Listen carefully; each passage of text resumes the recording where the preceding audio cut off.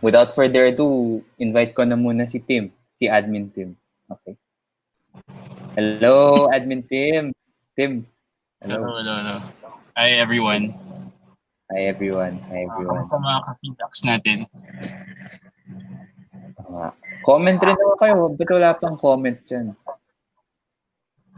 Actually, it's the first time that we're doing this na exclusive talaga for our group members. Kasi we find it's a great opportunity for everyone to ask their questions kasi most of them are really asking sa group.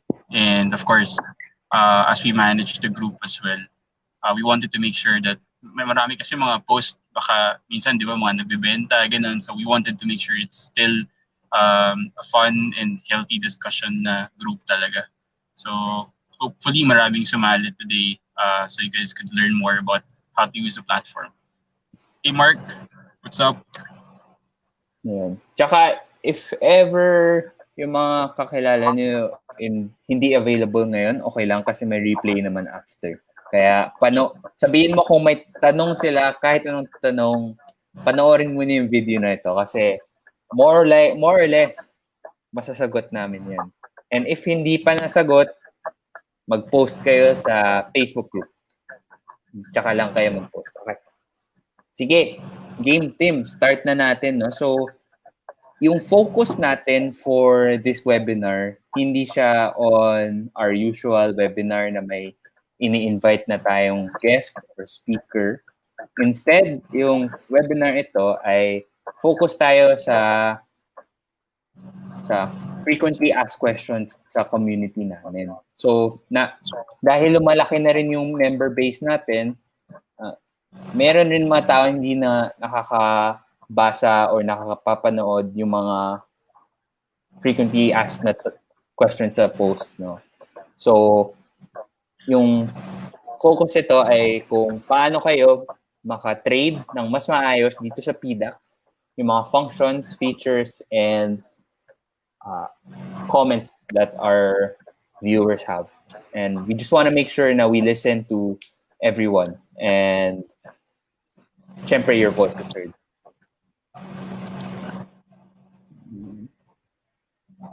Yeah, especially with the most the basic questions, diba? Like in terms of verification, upgrade request, simple usage of the platform, like what's the difference between market, limit orders. Yeah, we'll also discuss those. So sige, let's jump right into it. No, first frequently asked question natin ay ilang araw ako bago ma-verify? So, Tim, baka you can answer this. Just a disclaimer now, next year, we're planning to make it more efficient. There are already ways that PDAX team is doing to make it, of course, a bit faster. But right now, our verification request usually takes 2 to 3 working days. All right. Baka kasi madalas iniisip ng iba, di ba? Parang I requested for verification last Saturday. Tapos Monday, they're asking, it's already parang second day. But just to clarify, it's 2 to 3 working days. So if you registered or if you requested for verification on a Saturday, then you can expect that it will be processed between Monday to Wednesday. So that's 2 to 3, actually 1 to 3 working days. All right? Correct. And just to add, our account management team kasi, let's say, for example, they have questions or they need additional information or documents from you. Let's say your ID probably was not valid at the time it was submitted. Or let's say, for example, your residential address could be a mismatch. So those kind of things are needed to be very accurate kasi our account management team need those for compliance reasons. So with that being said, sometimes it takes more than 3 business days if, let's say, for example, our account management team needs to send you an email and then no one is probably napupunta sa spam or junk folder ng mga clients natin, or let's say hindi talaga nila nakita yung email. So let's just be mindful. One of our account officers can possibly reach out to you regarding your request. So you have to really check your email then. Correct. Ayan. So, yan yung sagot sa question na yan. 3 business working days. Hopefully, it will be faster next year once more efficient na. So, we're sorry also about the inconvenience, but as always, we're working every day to make sure na your experience with us better and better. Game. Next Correct. question. And also, just to add, just go to ahead. add, it would be better if we raise a support ticket dun sa natin, sa support, parang help center natin. Ano yan? support.pdax.ph. Alright, kasi if you go there, you can raise submit a support ticket. It will create a ticket for you. Tapos, rest assured na may titingin talaga. Some people kasi would use Messenger, pero some people, our representatives who's handling our Facebook Messenger might not have access, actually does not have access dun sa account ninyo. So it's really highly recommended that you use yung support help center natin. Yep. Yun. I-link ko lang para makita, no? I-link ko dito sa banner natin. Support.pdax.ph. Yung S na yan directly to our submitting a ticket. Pero pwede mo namang i-access yung support.pdax.ph and then makikita mo yung submit a support ticket para mas matutok yung inquiry. Move on na tayo sa next, Tim. Sure. Next, ano-ano ang mga requirements upang ma-verify? Pwede ko i-share yung screen ko ngayon. Merong sa support.pdax.ph, may page tayo na nag-explain nito. So I will just share it here. So tatlong requirements lang just to verify your account, okay? So number 1, makompleto yung personal information sa PDAX platform. So that means yung mga first name, last name, kung saan ka nakatira, and just to note, be more specific in all of the details. Kapag may second name ka, for example, si Tim, kung may Tim Juan de la Cruz, lagyan yung buong name. So Tim Juan, tapos yung apelido de la Cruz. So yan yung mga example. And then after makompleto yung personal information, next naman is isang primary ID or dalawang secondary ID. So ano ba yung mga accepted IDs dito sa PDAX, no? I-share ko lang ulit. Here. Dito. So, kung primary ID ang meron mo, isa lang. Kung secondary ID, dalawa. Para ma-confirm rin, no? So, ano yung mga primary ID dito? Passport, driver's license, SSS ID, GSIS ID, BRC ID, UMID, postal ID, at saka alien certificate of registration or immigrant certificate of registration. Primary ID ang lahat na yan. So, isa lang kailangan for primary ID. Pero, kung secondary ID, dalawa naman ang kailangan. So, any of the following, no? 12 ito. I'll just quickly go through. Number 1, kung AFP ID, PNP ID, BFP ID, the NCWDP certification, DSWD certification, GSIS e-card, OFW ID, OWWA ID, Voters ID, Seaman's Book, NBI clearance, and police clearance certificate. So yan ang list of secondary IDs. Dalawa ang kailangan yan. And finally, so after ma-submit mo yung picture ng primary ID or secondary IDs, yung kailangan namin sa inyo ay selfie kasama ng ID. Saka ito yung minsan yung nagkakaroon ng problema kasi may tips tayo dito for taking the correct selfie. Kasi medyo strict naman kami sa pag-approve ng verification sa selfie. So, siguro yung example dito is kung let's say may ID ako dito, kung magse-selfie ka, syempre, number 1, kailangan maliwanag. Kitang Kita yung mukha. Kasi kung hindi kita yung mukha, hindi rin namin ma-verify kung ikaw talaga yung tao, di ba? Number 2, kailangan klaro, mapabasa yung ID sa selfie, no? Para makita rin namin kung yung sinapit mo ng ID ay parehas sa selfie ng kasama ng ID mo. Next is salamin.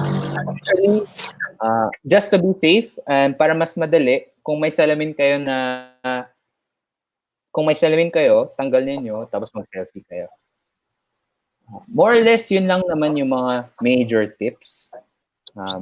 Tsaka, as much as possible, kung yung magsa-selfie kayo, kita ang lahat ng ID na walang naka-corner or naka-cut sa selfie ninyo. Correct. Kailangan kitang-kita din yung facial feature ninyo. Kasi minsan may mga nagsasubmit ng ID tapos nakaharang sa mukha. So, mahirap din, hindi natin makikita yung we don't have a way for us to validate if nagmamatch siya, diba? So, just like other financial institutions, like ganun din, they also require it for KYC purposes.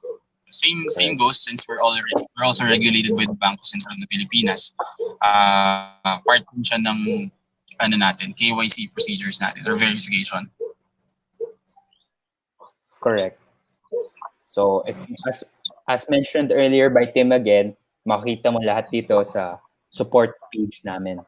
And if ever mas madali, pwede mo naman rin i-Google na selfie tips account PDAX verification. You'll be led naman to our support page there, more or less. Pero if ever, to be safe, support.pdax.ph lang yung direct na link. Sige. Shall we move on to the next, Tim?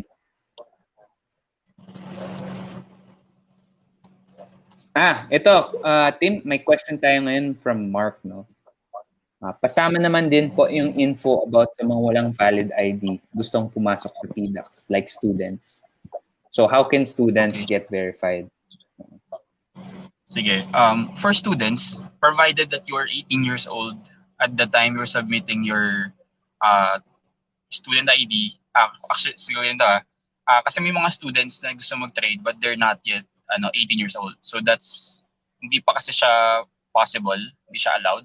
Pero if you're 18 years old, tapos meron kang student ID, expect that meron lang mga supporting documents tayo na kailangan nahingin. Part of it is your, let's say, yung tawag din sa school registration form. Right? School ID. School ID. Some of them might probably have may mga students din kasi na may ID na talaga. So these might be asked. Registration form, sometimes birth certificate would also be a good way for us to verify it. That's for students.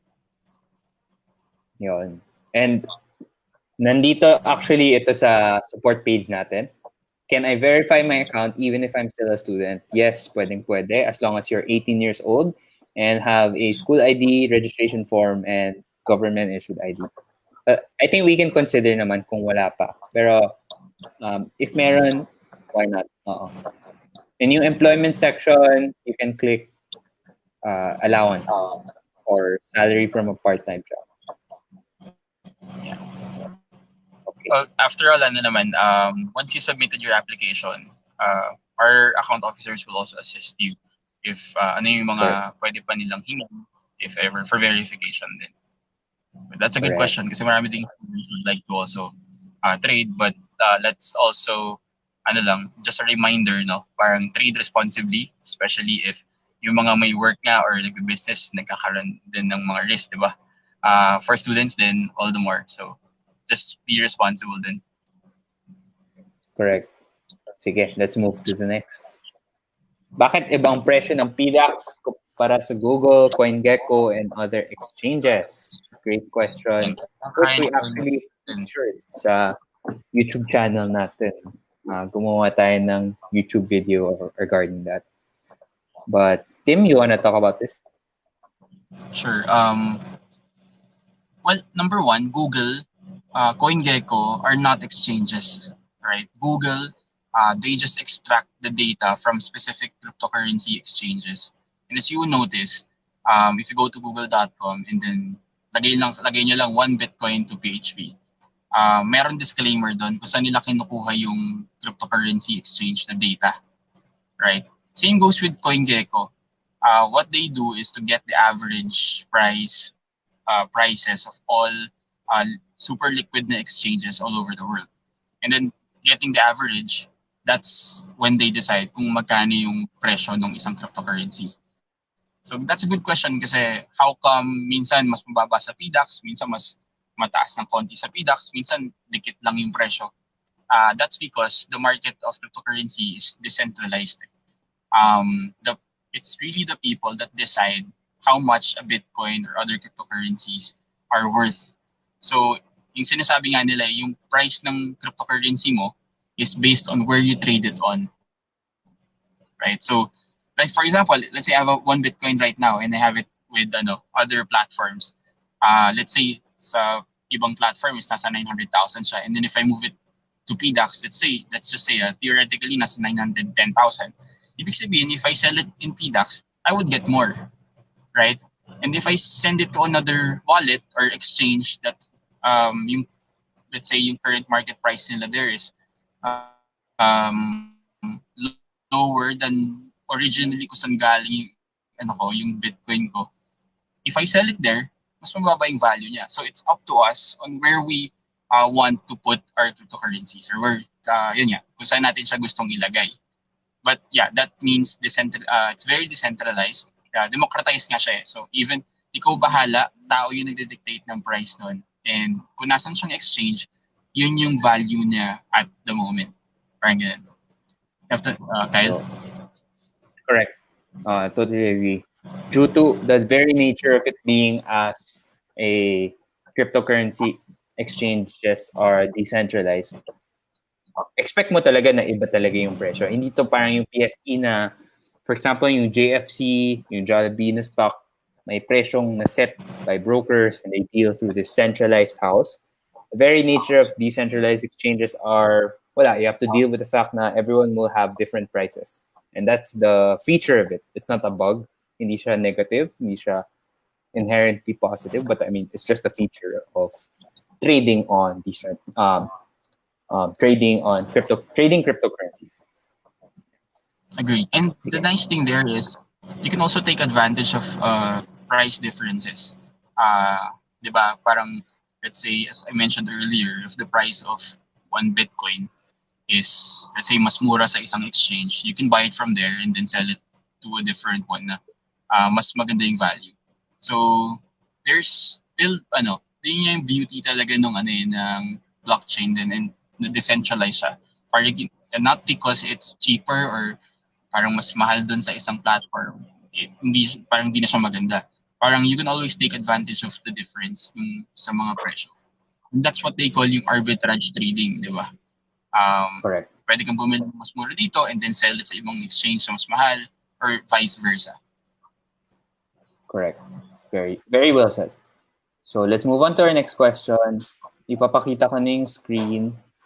Set up ko lang ngayon. Pero our next question is, paano ba gamitin ang referral code or yung referral system dito sa PDAX? So, i-share ko lang yung entire screen ko. So, right now, dito tayo sa trade.pdax.ph, our trade page right now, no? So, just a quick Bitcoin update trend for those curious. Right now, as of December 8, we're at 923,000 pesos per Bitcoin. Yung last traded, no? So, we'll also go through this in a bit. Just give us some time. We'll go through your question on bakit parang nag-order ako pero bigla mas mahal pala yung sinet nung nag-market order ako. So, just a quick answer to that since nandito na rin tayo. What you look at here is basically the last traded price of the cryptocurrency that you bought it at. But what you should be looking at is here. Kasi ito yung last At ito yung lowest available order right now. So right now, if you buy Bitcoin na market buy, yung bibilin mo dito ay yung presyong 920,000 pesos per Bitcoin. So it's actually lower than the current trading price because of this because yan yung setup ng system natin dito sa PDAX. No? So that's one question out. And now I'm just gonna go to answer, ano ba yung referral? Paano ba gamitin yung referral system natin? So pumunta kayo dito sa icon na ito, yung account icon. I-click natin to. Tapos i-click natin yung rewards. Alright, so ngayon may pop up na rewards, referral and rewards portal. Kung nasa phone kayo, gagana pa rin ito. It will lead you to another tab on the phone. If you're on Safari, tapos naka-iPhone kayo, kailangan mo lang iset yung allow pop-ups. Kasi kung nasa iPhone ka, Safari, yung default yata nun ay hindi ka parang walang pop-ups basically. So basically, if you're on your phone, you'll be seeing this screen. Get your referral code or redeem your code. So if ikaw yung nag-refer ng tao na hindi pa naka-verify sa PDAX, i-click nyo itong get your referral code.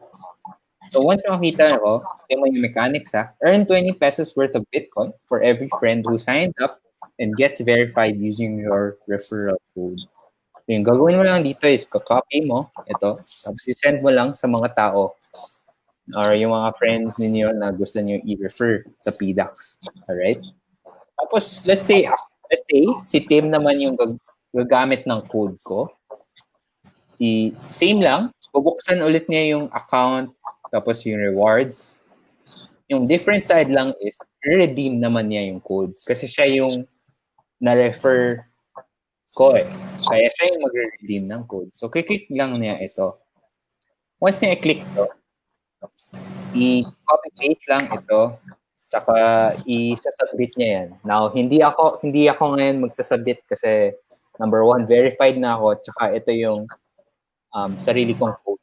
Pero let's say, iba to ng konti, you're using someone else's code, it will click success and then we'll be crediting your account as soon as possible. Alright? So, granted, kailangan muna mag-verify tapos i-redeem yung code. Tama ba, Tim? Tama. Meron kasing when we launched this initial promo, merong as you can see sa FAQ natin, may date range doon kung kailan nag-start. And then users who verify their account on that day going forward until the promo ends, kailangan niya magpa-verify before he redeems the code. Kasi what happens, most of the time, let's say for example, may friends sila na ni-refer, nag-create ng account, tapos nilagay yung redemption code. You won't be allowed to redeem it yet because your account has not been verified so far, diba? So what you need to do, go through the verification process muna, and then once you're already verified, tsaka mo siya i-redeem. Right? Magkaka-error message kasi kapag hindi ka pag hindi ka pa verified. So that's that's one thing that you guys need to note para hindi magka-problem. By the way, just to add lang, some people are getting confused kasi there are two codes that we can, actually tatlo nga but right now, marami kasing ginagamit nila yung referral code nila sa cash in. Alright? As you notice, yung pangalan, yung label na nakalagay sa cash in is influencer's code. Alright? What do we mean by this? Ito yung mga napapanood natin na mga influencers sa YouTube.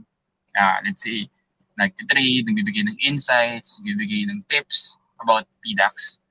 They, of course, as our partner then, they have their unique parang influencers code.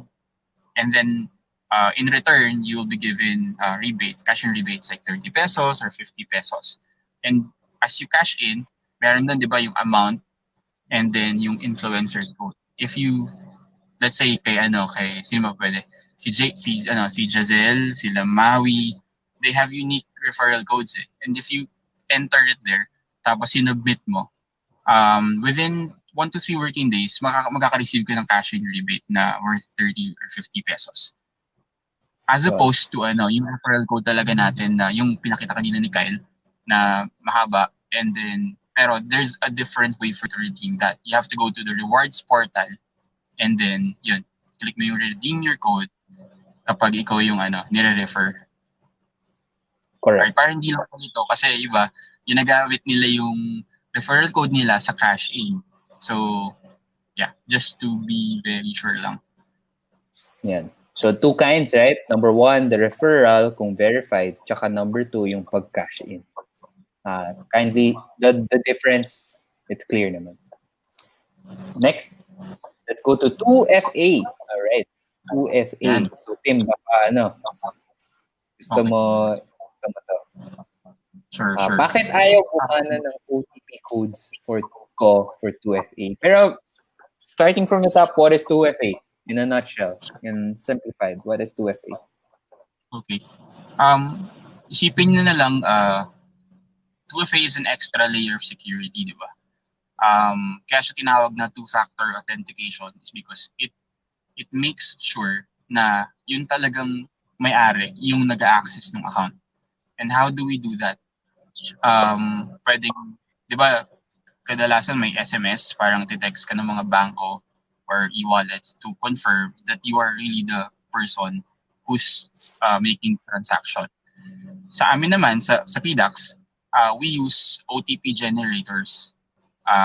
For example, Google Authenticator, Authy, Microsoft Authenticator, as a way for us to secure our client's account din. So, it's really important kasi if wala kang 2FA, anybody can just simply let you download keyloggers. Let's say, for example, nag-trade ka sa computer shop. I don't know if may gumagawa pa ngayon, pero pumunta ka sa ibang let's say public Wi-Fi, pumunta ka sa mall, nag-connect sa Wi-Fi, and you don't know how, baka mamaya hindi siya secure, nakuha yung credentials mo, you can easily access your account or log into your account and do transactions like they can cash out and then mawawala yung pera mo, di ba? So these things are something that things that we cannot control. That's why we do this yung 2FA talaga. Correct. So, yeah. Bakit ayaw gumana ng OTP codes? Kadalasan talaga yung mga based sa mga clients na nag-raise ng concerns about 2FA. The very reason is one, yung time zone settings nila hindi synchronized with, kasi di ba may phone, tapos minsan gumagamit sila sa laptop. Common to sa mga OFWs din, or let's say gumagamit na maybe VPN, may gumagamit na nun, di ba?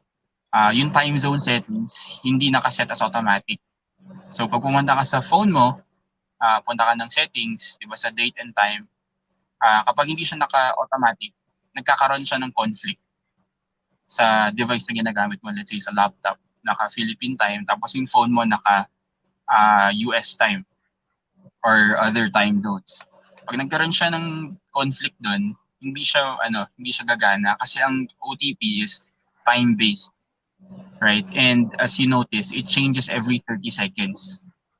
Correct. So that's when conflict happens. That's the very first reason and the very most common reason that hindi siya gumagana. Number two, pag kinakausap natin yung mga clients natin, may mga may mga insights, may mga share sila na sasabihin nila, hindi ko sure kasi baka alam ko na reinstall ko siya, tapos tinatry ko lang ulit. So may uncertainty na hindi sila sure kung yung ba talaga yung OTP na dapat nilang ginagamit. And remember, OTP is a unique, may yan, di ba? If you click yung add new dyan, bibigyan ka niya ng QR code. Yes. Diba? That's the QR code, and below that, underneath makikita mo yung authenticator key, yung mahaba. So it's you can choose between the two. It's either you save the QR code or you save the authenticator key. If it's via mobile kasi, you will only be given yung authenticator key. But if you're using a laptop, like what Kyle is using now, meron siyang QR code. Right?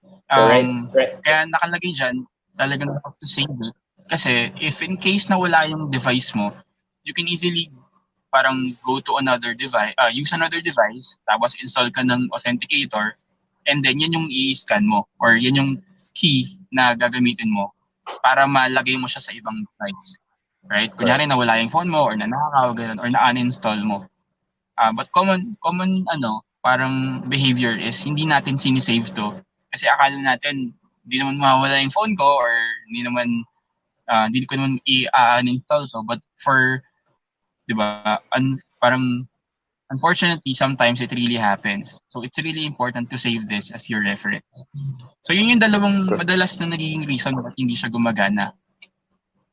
Hindi unique kasi yung unique yung QR code and unique mismo yung OTP. So kapag hindi yun yung tama, hindi talaga niyan tatanggapin. Right? So yun yung madalas ng mga reasons kung ba't hindi gumagana yung OTP codes. Yan. Ayun. So if first of all, kailangan may Google Authenticator app ka. Ito show all of your you can add, mag-scan na ako ng QR dito para ma-confirm yung OTP. And from there, kailangan before the time runs out, lagay niyo yung OTP para sure kayo. Sige, let's move on to the next. Paano mag-cash in and out sa PDAX? Alright. Setup ko lang quickly. So actually, marami tayong options for cashing in, cashing out. Paano ba mag-cash in? Punta tayo dito sa funds. Sa funds page, click natin yung payments in. Click natin PHP. Tapos cash in.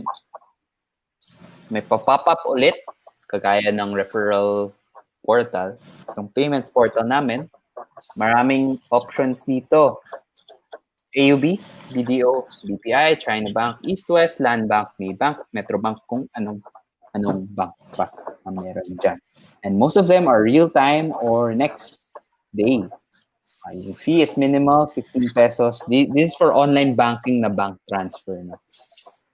For free transfers, we have InstaPay and PesoNet for para mas mabilis, kung gusto niyo mas mabilis yung mga transfers ninyo. No? Pero for e-wallets, we have GCash, Coins.ph, and PayMaya. This is real-time. Makita nyo yung funds nyo after cashing in. And finally, over-the-counter, we have Click, AUB, BDO, Cebuana, East West, China Bank, I2I. Marami dito. It's very accessible and cash in. So let's say I want to just quickly yung cash in. Let's say gusto ko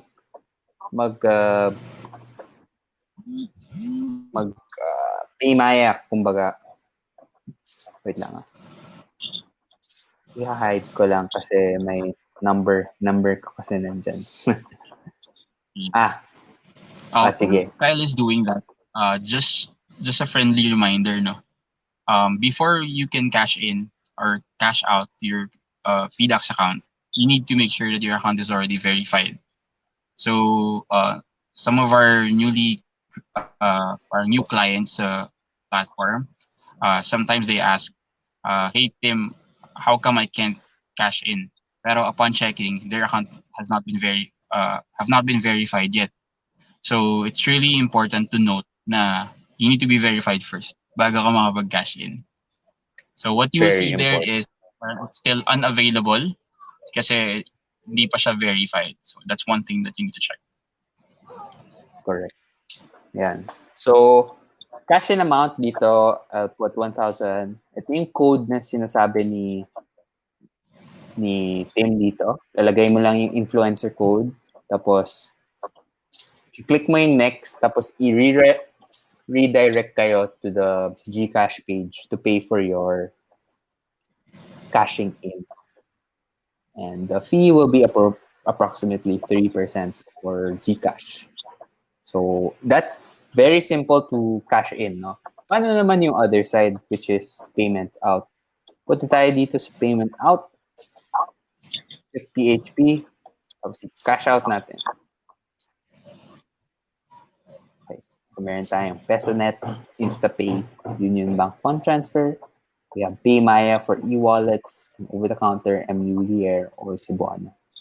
Usually, ginagawa ko is Union Bank fund transfer kasi may Union Bank account ako. Pero even if you have a specific bank, let's say BDO, yung bank ninyo, cash out nilang amount nyo na gusto nyo, bank account name na lalagay nyo, let's say Juan de la Cruz, bank account number, 123456789, address ninyo, just in case, address line number 2, and then city, saka province. And then zip code Just for right you. now. Go ahead. For InstaPay, a lot of people are asking if there's a way they can cash out directly to their GCash wallet. Parang since GCash is already a member of InstaPay, pwede rin siyang piliin. GCash. Dito. In fact, meron din meron din coins, DCPay Philippines. So, yeah. Yan. PayMaya dito. Walang GCash dun sa option. Parang, you can use InstaPay and then select GCash. Pwede pa nga sa GrabPay Philippines eh. Agree. And then, you just need to use your mobile number as your account number. Ano lang, 0915 yung format. Don't use 639 for it to work. Kasi yun yung standard nila na format. Very good point. Also, let me take this opportunity na rin, no? Kasi some people, when they cash out, or even cash in sa GCash and PayMaya, remember, yung meron ding transaction limit si PayMaya and GCash, right? Let's say, for example, in a month, you're only allowed to transact 100,000. I believe if GCash user ka and you have parang may nakalink siya sa bank account mo, you'll be given, I think, 500,000. Sorry, 500,000. Sorry. Also take note of the your transaction limits kasi it's considered siya as cash in, right? If let's say na-consume mo na or exhausted na yung limits mo for GCash, ang gagawin niya, ibabalik niya sa sa PDAX wallet mo, and it says failed yung transaction. All right, so that's the time that you need to check yung transaction limits mo with your e-wallets. Kasi normally, yun yung nagiging problem. Kaya hindi siya nagiging successful. Correct. And just some important reminders here. Number 1, you cannot cash out to joint accounts or bank accounts that are not under your name. So dapat same name as you. Number 2, the cash out amount will be deducted from your PDAX balance. Number 3, convenience fees are paid to the provider, but then there are no convenience fees, so 0. And this one is not relevant, the influencer's code. So click nyo lang yung next and then you'll be directed to further instructions. Anything else? Majority of our clients are also using cash in via DragonPay. Right. So as you know, we have different banks right now that are parang under DragonPay technology, right? So very similar with other platforms, e-wallets or banks that also use DragonPay. And as you notice, sa DragonPay nga, they have parang meron siyang instructions that you have to follow. And if you don't follow the transaction strictly, what will happen is hindi siya magpa-process or hindi siya makakarating sa bank sa PDAX account mo. Right? So what Kel is doing right now is via BDO, there are parang may mga options that you will be redirected to their portal. Pero may mga options din na instructions based siya. Right? And then so nakita niyo naman sa screen, it says there send instruction via email or mobile. So pag kinlik ni Kyle yan, magsasend sa kanya ng instruction si DragonPay on what to do. Right? For BDO, siguro just to give it madami kasi gumagamit ng BDO din. Ang madalas na nakakalimutan ng mga clients is to validate the transaction. The first step kasi is parang it will tell you to send your money to a specific account number. And then once you send it, merong reference number na generate si BDO. yung last 6 digits na yon, yung kailangan mong gamitin para i-validate yung transaction doon sa email na sinend sa'yo ni DragonPay. So as you notice, there's a step 2 nun, nakalagay, step 1, pay, step 2 is to validate. Tapos may link doon na kailangan mo i-click, tapos may portal ni DragonPay, kailangan mo ilagay yung last 6 digits. If you miss to do that step, hindi siya papasok sa account mo sa PDAX kasi ma-hold siya doon sa DragonPay kasi hindi mo siya na-validate eh. So hindi siya, kumbaga yung technology is hindi papasok, hindi magko-call si DragonPay na parang validated na to, process natin, pupunta sa PDAX account mo. So let's be very careful when cashing in via DragonPay kasi there are several steps, and if you don't follow it carefully, chances are it will not be sent to your PDAX account. So ayan. Yes. Ito yung payment instructions from my email that I received. Tapos ito yung mga instructions. Step 1, pay. So send to unenrolled BDO account or fund transfer to enrolled third party. And then yung thing is, kailangan i-pay to this account. No? Yep. 001678. Pero I mean, that's for tapos may deadline, December 8, 5:42. So mga 1 hour to do this. So step 1 is to pay. And then step 2 is to take note of your fund transfer number and then click on this link to validate.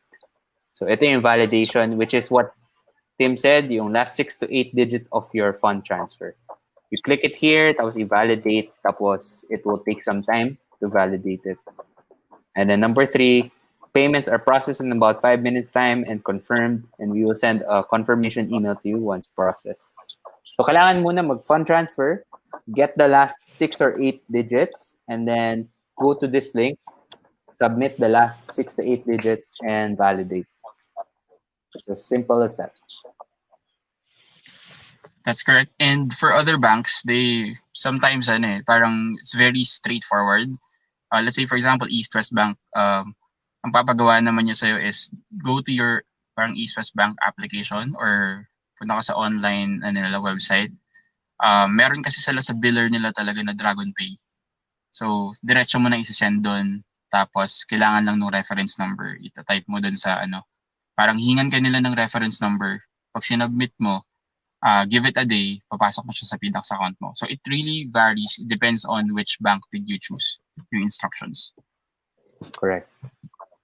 Okay, let's move on. So, cashing in and cashing out of PHP, tapos na tayo. Move on naman tayo dito sa paano mag-withdraw or mag-deposit ng cryptocurrencies. Share ko lang yung screen ko ulit.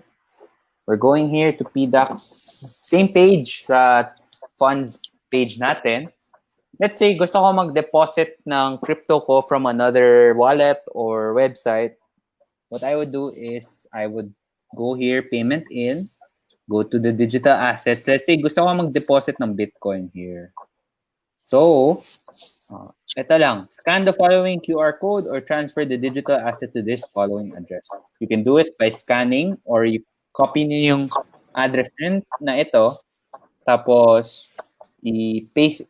Ito yung address na lalagay ninyo from your external non-PDAX wallet. So, that's how you deposit your Bitcoin. I assume na let's say you have another, let's say from coins.ph, you want to deposit your Bitcoin here in PDAX. What you do is pumunta ka sa coins.ph, tapos press niyo yung withdraw. Tapos siguro it will ask for what address, tapos kung how much Bitcoin you want to send. So you would put the address dito. After that, you would put the amount. Tapos i-send na niya from coins.ph to PDAX. For payment out naman, similar pero opposite naman. Kung doon external app na gagawin mo to deposit, dito naman, ikaw naman yung mag-withdraw from your account here. Niliload lang namin yung page dito. Tim, do you have anything to add? Sure. Siguro just to add, parang think of it like you're transacting using your bank account, regularly meron ka account number, 'di ba? Parang if you want to send to someone or your loved ones, you need their account number, 'di ba? Para ma-send mo sa kanila yung money. If you don't have their account numbers, hindi mo sila masasendan ng pera, 'di ba? Same goes then with sa crypto, but it's just wallet address that you need to enter, and same naman amount, 'di ba? And meron din corresponding network fees. So wag lang malilito. Parehas lang naman yung concept. Copy-paste nyo lang para hindi kayo nagkakamali. So mahirap yan. Security feature din yan ng crypto. Pansinin nyo mahaba yung wallet address. Kasi may encryption talaga siya. Encrypted siya by nature. Team, let's do this. Okay. So let's say I have if may F ako ngayon. Okay. May Ether ako ngayon. To transfer out. So nakita niyo na dito insufficient balance. So may minimum balance to actually send out, no? So you're gonna place your F address here that you wanna send it out to send niyo yung amount. So ito yung minimum actually, 0.01 Ethereum yung minimum to send out. So I have less, so I can't send it out, and it prevents me from doing so. But let's say 0.01, ito yung equivalent amount niya. Tapos ito yung note that we have for our users. No? So earlier we talked about 2FA. You have to enable 2FA for your security, and this is one of the examples why we want to urge all our users to enable 2FA. So if you enable 2FA kasi, it will avoid delays when withdrawing cryptocurrencies from your PDAX accounts. If 2FA is not enabled, all cryptocurrency withdrawal requests have to be manually approved for security reasons. This can lead to longer processing time, especially if the request is made over the weekend or the holidays. So if naka-approve if meron kayong 2FA, it's gonna be much, much smoother. And it won't have to have manual confirmation from our side at PDAX. So that's it for crypto outs. Sorry, for regular cryptocurrencies naman, kadalasan ETH, Ethereum, Bitcoin, Litecoin, Bitcoin Cash, very straightforward yung wallet address. So para siyang one unique wallet address, copy paste mo lang. Pero just to add for XRP transaction naman. Right now kasi si Kyle, ETH lang yung meron siya. One thing that we need to take note is whenever you do payment out and payment in and payment out, your balance should be in nasa primary wallet mo. Otherwise, you won't see it sa payment in tsaka payment out. That's one. Number two, XRP wallet address din. As you notice, meron siyang destination tag, right? Sa XRP kasi, it's an institutional wallet address. So, papapansin nyo, pare-paresan tayo ng wallet address sa iisang exchange. What makes it unique is your destination tag, right? So, if you want to send to PDAX platform, you have to make sure to get your destination tag. Otherwise, it will not exist. Magpo-float siya sa blockchain, and then we need to manually add it to your destination tag or XRP wallet address. The problem there is that it could take much of your time, especially that considering the amount of efforts na kailangan gawin ng mga developers natin to allocate it. Parang we cannot guarantee na mabilis natin siyang mapaprocess. So we highly encourage our clients to include yung destination tag. Normally 6 to 9 digits yun. If include it every time para hindi magkakaroon ng problem. Right? Same goes if you wanna withdraw or deposit. May mga exchanges na yun, like coins, they have destination tag. Go to Binance, Coinbase, they also have destination tag. If you don't add it, medyo hassle siya. You need to contact yung other platforms to manually add it to your account, which we don't want to happen. Although there are XRP wallet addresses that don't require destination tag. Let's say, for example, you're using a nano ledger. It doesn't require DTL. Some wallet, parang ano rin siya, basta wallet din siya ng for XRP din. They don't use destination tag. It automatically detects that it's yours. So they have that technology already naman. So no need, but you need to inform us ahead of time na if that exchange or wallet does not require destination tag kasi we need to manually process it. All right. So just to set your expectations. Pero kapag may destination tag, automatically wala pang 1 minute, actually wala pang 5 seconds nalipat na siya. Sobrang bilis. Super bilis nga. Yeah. So actually, yung ginawa ko, Tim, the reason why wala pala is I didn't transfer yet to primary wallet, yung XRP ko. So once I did that, I was able to find XRP here, transfer out to wallet, and then now makikita din yung destination tag, XRP address, and amount to be sent. Ayan. So let's go to the next. Siguro, I'll go through this na lang.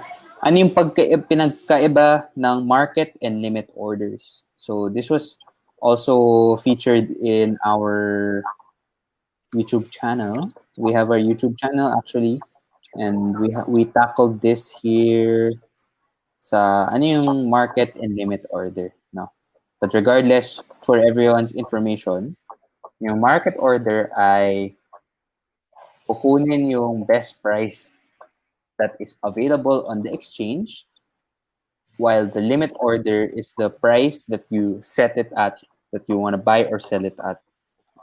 Tim can explain more. I will show now my screen para makita ninyo kung ano yung pinagsasabihin ko. Sure. Lagi kong analogy for market and limit orders, punta ka sa mall, less yung competition. So actually minsan wala pong competition eh. So that's a market order kasi yun yung available na price eh. Ngayon bili ako ng cellphone, siya lang nagtitinda doon. Okay na ako yun. Pag okay ako sa presyo na yun, bibiling ko na siya. Or okay ako sa presyo na yun, pwede ako magbenta. Parang super straightforward lang. What's available, kagaya niya ngayon sa Bitcoin, yung makikita niyo sa pinaka-una sa taas, sa red, yung best price ngayon, pag bumili ka, yan makakuha mo na na price. Sa baba naman, if you want to sell, yung 919, yan naman yung best price ngayon. So, ganun siya pag market. Parang you're willing to take the available price in the market right now. Ayaw mo nang tumawad or ayaw mo nang presyuhan yung asset mo. Right? But the question there is, guaranteed ba? Let's say I want to buy I want to buy 0.7 Bitcoin, or let's say 0.5 Bitcoin right now. I want to buy. Is it guaranteed that the price na nakalagay doon sa order book is the same kapag na-execute na siya? So madalas yun yung tanong eh. So zoom in lang natin doon sa order book, no? Game, dito. Yeah. So if the price right now is 924,000 and then yung quantity, nakita yung quantity sa gitna na column, di ba? Is 0.06. Right? And then you want to buy 0.5 Bitcoin. It doesn't mean na yung 0.5 Bitcoin will be bought at the price of 924,000. Right? Kasi at the time na bumili ka ng Bitcoin, yung quantity hindi siya enough para mabigay sa yung Bitcoin at the price of 924. So what it does kapag market order is let's say 0.5, bibili niya yung susunod na presyo pataas, right? And then hanggang ma-fail niya yung 0.5 mo na target, doon lang siya magi-stop. Right? However, let's say at the moment 924,000 yung price ng Bitcoin. Tapos meron talagang 0.5 Bitcoin na willing magbenta, 'di ba? Tapos bumibili ka ng 0.5 din na Bitcoin. Technically, kapag ikaw talaga yung nauna after clicking buy order, tapos walang nauna sa'yo, automatically straight swap siya. Right? Makukuha mo yung 0.5 Bitcoin kasi someone's also willing to match your order. So ganun yung logic niya sa market order. Same goes if you want to sell. If you want to sell Bitcoin at the price of 919,001 at let's say 0.011 din yung gusto mong ibenta, automatically, perfect match siya kasi may available at that time enough na quantity sa mismong target mo na ibenta na Bitcoin.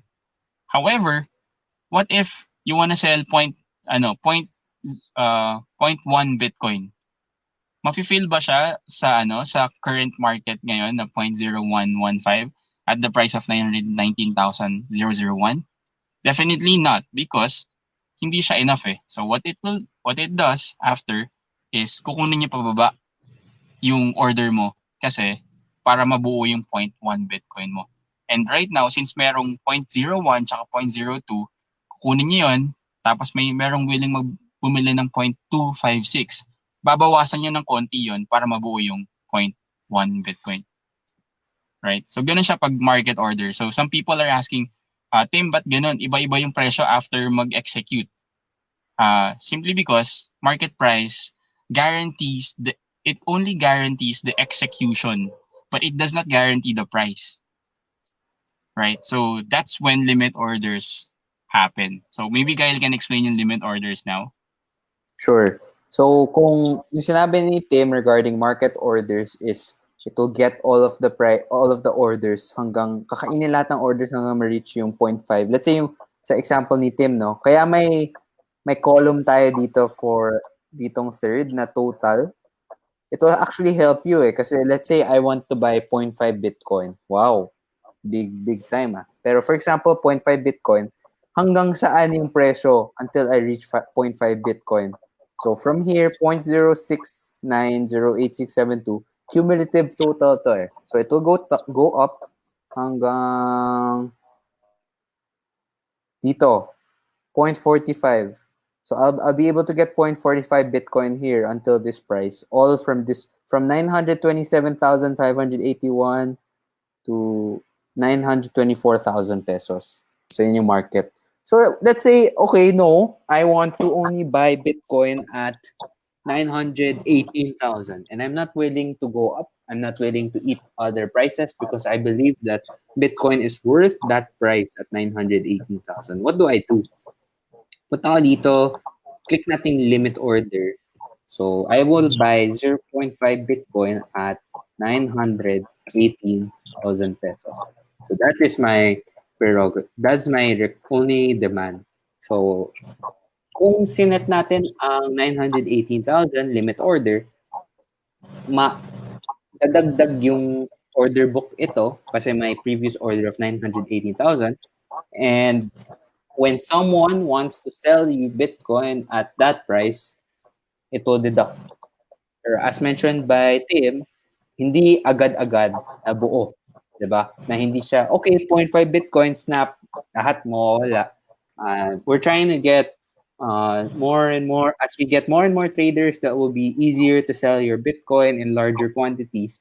But right now, parang, let's say 0.5 Bitcoin, don't expect na lahat will be completed or fulfilled. You'll be able to buy 0.5 Bitcoin immediately. Instead, think of it as someone will buy from you, someone will sell to you. Okay, for example, I have 0.1 Bitcoin to sell to you.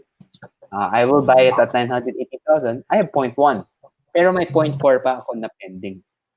So yung pending na yun, pwede mo i-cancel if you feel you have your mind change. But you can also just keep it there and stay there. It will stay there, no? And when you, our customers also ask and they wonder kasi, paano na kung ika-cancel ko? Refundable ba yung fee? In fact, when you place an order with us na limit, walang fee unless the order gets executed. And it's proportional to how much. Right? So yung previous example natin na sinabi kong 0.1 Bitcoin selling to the customer, selling to me, I buy it, I will only be charged the fee for the 0.1 Bitcoin. Yung 0.4 Bitcoin, if I choose to cancel it, walang mangyayari, I will not be charged additional fees. So basically, that's the summary of limit orders. I'm buying it at the price that I want to buy it. Correct. First in, first out ang limit order talaga. Dito naman, it gives you, it guarantees the price or better than your desired price, but it does not guarantee the execution, right? It goes the other way around. First in, first out. Let's say, for example, nag-place ako, tinapatan ko yung yung 919,001. Nilagay ko 919,002, right? Nangyari, doon ako sa taas niya. Mauuna akong mabentahan kaysa sa kanya. Kasi best price okay. However, if may tumapat ulit sa akin sa presyo ko, mauuna siya. So it's up to you. That's why meron tayong parang pwede mo siya i-amend para in case na hindi, gusto ko mauuna ako. Lagay ko pa rin 919,003. So, yun yung yun yung strategy din. So, nag-set na ako ng order dyan. No? Tingnan nyo, if you go to the website right now, to our exchange right now, makita mo yung order ko, 919,003 pesos. Yan. So that's my limit order. Sige. Let's go on to our last two questions. No? Gaano po ka-accurate ang portfolio balance? This is one of our highly asked questions. And we can answer it actually right now. We can show you an example. Kasi we recently fixed it, I believe. Ito-test out natin ngayon. So yes, by the way, we'll be undergoing scheduled maintenance at, market recess at 5:30 p.m. Other platforms services will remain operational and the exchange will resume at 6 p.m. But then, just to go back to my point, yung portfolio balance, no? I think people had problems when they had to check their XRP balance. So right now, it's 29 pesos yung XRP ngayon. The double check ko ngayon sa portfolio balance ko, I have 6.31 XRP. Multiply natin or divide natin 6.31. 7. Tama ba, Tim? 30, mga ganun. So yes, hello? Yo, sorry, nawala ako. Ay, no worries. I was just saying na, I was confirming, kasi more or less mga 29 to 30 pesos yung XRP worth ngayon. If we divide I have 6.31 XRP right now. If I try to, 194 pesos divided by 6.31 XRP, that gives us a 30.83 pesos per XRP worth, which is more or less accurate na. I think we fixed na. Kasi before the margin was very big, but now it's very close to it. Or manage your expectations. Just to manage your expectations then with our clients. Before kasi may makikita kayong slight discrepancy. It's because of may delay lang siya kapag sobrang volatile ng market. But you can definitely expect na it will be updated eventually. Kapag medyo nag-stabilize na yung market, bigla siyang mag-update. So makikita nyo biglang okay na yung portfolio balance. Mas it's an estimated balance kasi. It's not really super 100% kasi it really changes from time to time. So yeah, you might notice sometimes there could be some delays, but rest assured na meron siyang mag-update siya eventually.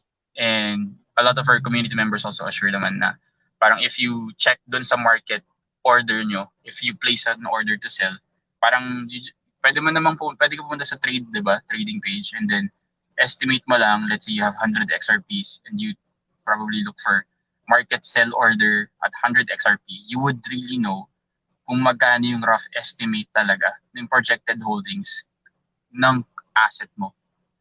So yeah, lots of people are really asking sa portfolio balance, but definitely kasi sa crypto space naman, as long as hindi nagbabago yung yung cryptocurrency quantity mo, then walang problem doon. Ang pinaka problem dyan if 100 yung XRP mo, bigla naging 99.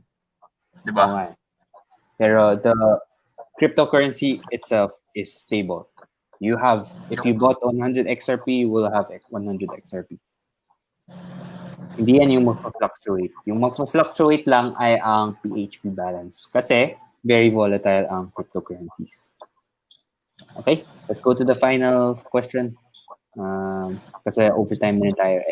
For those who Sorry. just tuning in, no worries. For those tuning in pala just now, yes, you can view the replay. After this, I'll post again sa community natin as this is exclusive. And mapapanood niyo naman yung replay. Okay, let's go. Final is, paano i-compute ang projected holdings? Medyo related ito, no? Tim, sa question kanina, pero sige, how would you compute projected holdings? Okay. The reason why people are really asking sa projected holdings natin kasi there was one issue before dun sa user interface. So if you go to the trading page, if people are trying to sell, do market sell order, yung total estimated value natin is merong UI problem eh. So mali yung computation. Pero yung projected holdings, tama yung pinaka logic. Pero right now, as of yesterday, solve na yung problem na yun. So as you notice, if if you place an market order to sell cryptocurrencies, makikita mo super accurate na siya. But the formula there is projected holdings is equal to total estimated values plus your actual holdings. Right? So for example, yung total estimated value is 5,000. And then yung current holdings ni Kyle ngayon is 69.16998. So if you add that, yun yung magiging projected holdings mo. Right? Actually, we can try Game. Try Let's na. try. Let's place an order to market sell na lang para yun kasi madalas na questions nila. XRP gamitin natin para mas talagang madali siyang i-compute. And we can see yung we can show them paano talaga compute. Sige. Bili lang ako para para pwede rin. Okay. Insufficient balance. There. 14 XRP. I have bought 14 XRP, guys. Now, market sell, no? Yup, market sell. Okay, I want to sell my 14 XRP. Okay, and let's zoom it a little na lang para kita. Yan. Alright, so number one, dun sa of course you want to sell. So basically, ang titingnan mo sa order book is yung best buying price. Kasi you're selling eh. Magkano yung XRP ngayon yung best buying price sa 14? 28.92. Correct. So enough siya if you only want to sell 14. Definitely 28.92 times 14. Alright? Tama ba? 28.92 times 14 equal to? May calculator ka ba dyan? 404.88. Yeah. And then yung 404 na yon times mo sa 0.005 kasi that's our trading fee. Yeah. Which is 2.02440. Alright? So, basically, yung 404 kanina, minus na yung 2.02, kaya yung total value niya is 402.85560. Right? And yung total value niya dyan, added to your actual PHP holdings because you're selling your XRP eh. So, basically, makaka-receive ka ng peso, tapos i-add niya yung actual holdings ni Kyle na 122.68728. Right? Correct. So, try natin i-add yung 400. Ito, 122.68728 plus 402.8556 is equal to 525.54288. Alright, so that's how you compute for yung estimated selling value Tapos yung that's how you compute for the projected holdings. So yun yung pinaka-common kasi na pag nakita niyo sa community, tinatanong talaga nila how it's computed. The screenshot nila is the market selling value. Kasi before, what it does is 402.85, tapos ina-add niya yung 2 pesos. But yun nga, we assured everyone na yung projected holdings at that time, kahit na meron UI issue lang, tama yung pagkakakompute niya sa projected holdings. But right now, our developers were able to fix it. Tapos, tama na yung computation sa estimated values. And, well, syempre, dahil, tama na siya, hindi na siya nakaka-confuse. So, yeah, that's how you compute for it. Projected holdings is equivalent to total estimated values plus your actual PHP holdings. Ang difference lang naman sa buy and sell is sa sell, in total estimated values, mina-minus niya yung trading fee. Right? Doon naman sa sa buy order, i-add naman niya yung trading fee. Kasi yung amount na gagastusin mo, kasama doon yung trading fee. Doon naman sa sa sell, babawas naman niya sa kabuuan. Correct. Alright. So I'll sell it. Yeah, hopefully, sell ko lang ngayon para makita natin lahat. 14 XRP, placing sell, 525 dapat. Which, when I sold it na, I clicked it na, 525 na yung PHP balance. Correct. Alright. So, that being said, everyone walang double charging na naganap before kasi projected holdings talaga was correctly computed. It's just that the estimated values at that time, yung nagkaroon ng UI problem, but we were able to fix it already. So, before, walang double charging. Right now, wala rin double charging. Our trading fees, parang regardless of the trading volume, are set as follows na 0.5% if it's a market order, 0.4% if it's a limit order. Alright, so limit order pala, sorry, para rin makuha na nila. For limit orders, makikita niyo muna sa sa estimated values, it's computed na 0.5%. But as soon as maging executed siya as a perfect limit order, makikita niyo sa activities niyo, ang charge lang is 0.4% or times 0.004. Correct. Alright? Yes. So, I know baka meron pa kayong questions, but to wrap up this special edition of Tutorial Tuesday, we hope you enjoyed.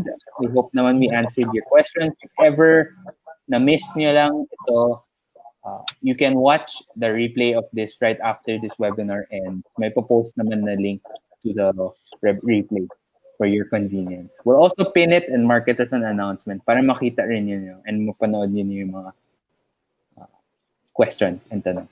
So that's it. We hope you enjoyed, and we'll see you next week for a Tutorial Tuesday, maybe live ulit, or maybe we'll have it in the video format again. Thank you, everyone. Bye-bye. Thank you sa oras ninyo. Maraming salamat.